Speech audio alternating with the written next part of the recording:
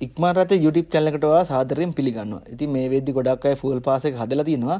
ඒත් බැරිම වුණොත් ඕනම කෙනෙකුට මේ දැන් fuel pass එක හදන්න පුළුවන් විදිහට තමයි තියෙන්නේ. ඉතින් මේ විනාඩි 5ක්වත් දැන් නැහැ ඔයා මේ විදිහට කරොත්. ඉතින් බැරි වෙලා හැරි ඔයා දැන් try කරලා එපා වෙලා නම් මෙන්න මේ ක්‍රමයේ දෙකට කරන්න. එකක් තමයි ඔයා එකට ගන්න ඕන කාගේවත් ඒ කියන්නේ රෙජිස්ටර් කරපු නැති ඩෙන්ටි කාඩ් එකක්. උදාහරණයක් විදිහට අවුරුදු 18ක 19ක කෙනෙක්ගේ ඩෙන්ටි කාඩ් එකක් ගත්තොත් මේ වැඩේ ලේසියෙන් කරගන්න පුළුවන්. ඒක තමයි ඔයාලගේ ඉස්සෙල්ලාම තියෙන්න ඕන දේ. ඊළඟ එක තමයි ෆෝන් නම්බර් එකක්. ඉතින් ඔයා පරණ ෆෝන් එකකින් මේක try කරලා නම් මේ වැඩේත් අතහැරලා දාලා අපි අලුත් SIM එකක්ම තියෙනවා නම් මේකට ලේසියෙන් කරගන්න පුළුවන්. ඒ කියන්නේ රෙජිස්ටර් වෙච්ච එක. ඉතින් ඔයා ළඟ තියෙන එකේ රෙජිස්ටර් වෙලාද නැද්ද කියලා බලා ගන්න ලේසිම ක්‍රමය තමයි vehicle login කියන එකට යන්න. ඉතින් vehicle login ගිහිල්ලා ඔයා නම්බර් එක මොකක් හරි කියන්නේ ඔයාගේ මොකක් හරි දැන් අලුතෙන් දෙන්න හදන නම්බර් එක දීලා බලන්න. මම නිකන් උදාහරණයක් දෙන්න නම්බර් එක.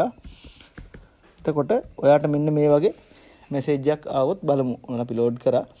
එතකොට අන්න ඔය වගේ මැසේජ් එකක් එනවා කියන්නේ ඔයාට ඔකට එකක් හදන්න පුළුවන්. login fail mobile number not found. ඒ කියන්නේ මේ SIM එකට මුකුත් හදලා නැහැ.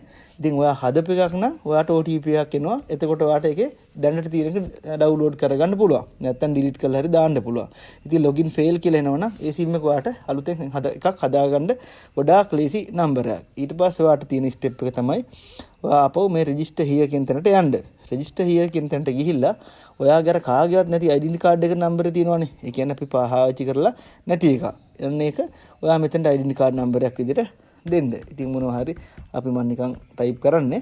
ඉතින් ඒ වගේ නම්බරයක් දීලා ඊට පස්සේ දැන් අර ඔයා try කරලා බැරි වෙච්ච එකක් තියෙනවනේ.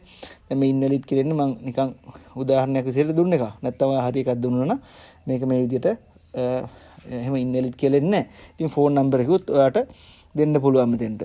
එතකොට මේ විදිහට මොකක් හරි ඔයා කැමති නම්බරයක් දෙන්න. මම නිකන් උදාහරණයක් දුන්නේ. ඉතින් ඔය වගේ දුන්නාට පස්සේ ඔයාට OTP එකක් මෙතන send OTP කරාම ඔයාට OTP එකක් එනවා. අන්න එතකොට OTP එක ආවට පස්සේ ඔයාට පුළුවන් මෙතන මේ තියෙනවා first name කියලා. first name එකට ඔයා මොකක් හරි පළවෙනි කැලල දෙන්න. ඊට පස්සේ දෙවෙනි කොටසට අන්තිම surname එක වගේ දුන්නා නම් ගොඩක් හොඳයි.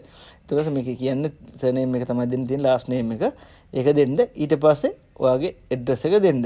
ඊට පස්සේ මේක ඔයා next කරනවා. එතකොට next කරාට පස්සේ ඔයාට හම්බෙනවා මේකේ ඊට පස්සේ ගියාට පස්සේ මේක ඇත්තටම නැති එකක් නම් මේකේ ඔයාට QR එක පෙන්නනවා. එහෙම නැතුව ඔයාට මේක එනවා override කියලා ඔප්ෂන් එක. override කියන්නේ මේ නම්බර එක දැනට පාවිච්චි වෙලා තියෙනවා. ඒ කියන්නේ මේ ෆෝන් නම්බර එක තමයි පාවිච්චි වෙලා තියෙන්නේ. ඩෙන්ටි කාඩ් නම්බරේ නම් දෙපාරක් යූස් කරන්න කොහොමදවත් බෑ. එතකොට මොකද ඔයාට ඒකේ override කියන ඔප්ෂන් එක දුන්නාට පස්සේ මේ ඔයාට පුළුවන් කෙලින්ම මේකේ එතකොට පරණ කෙනාට මැසේජ් එකක් එනවා අලුත් එකක් හදාගන්නත් පුළුවන්. ඉතින් මේක වැරදියට පාවිච්චි කරන්න එපා කියලා නීතියෙන් කියලා තිනවා.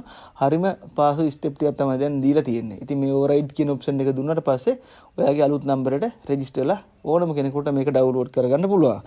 ඉතින් ඒත් ඔයාට ඩවුන්ලෝඩ් කරගන්න බැරි නම් අපි පුළුවන් විදිහට සපෝට් එකක් දෙන්න. ඔයාගේ කමෙන්ට් එකක් දාන්න. හදාගත්තත් බැරි වුණත් ඔයාගේ කමෙන්ට් එක දාන්න. එතකොට අපිට හිතා ගන්න පුළුවන් තවත් අයට තවත් ලේසි විදිහට මේක කියා දෙන්න පුළුවන්. සුබ දවසක්.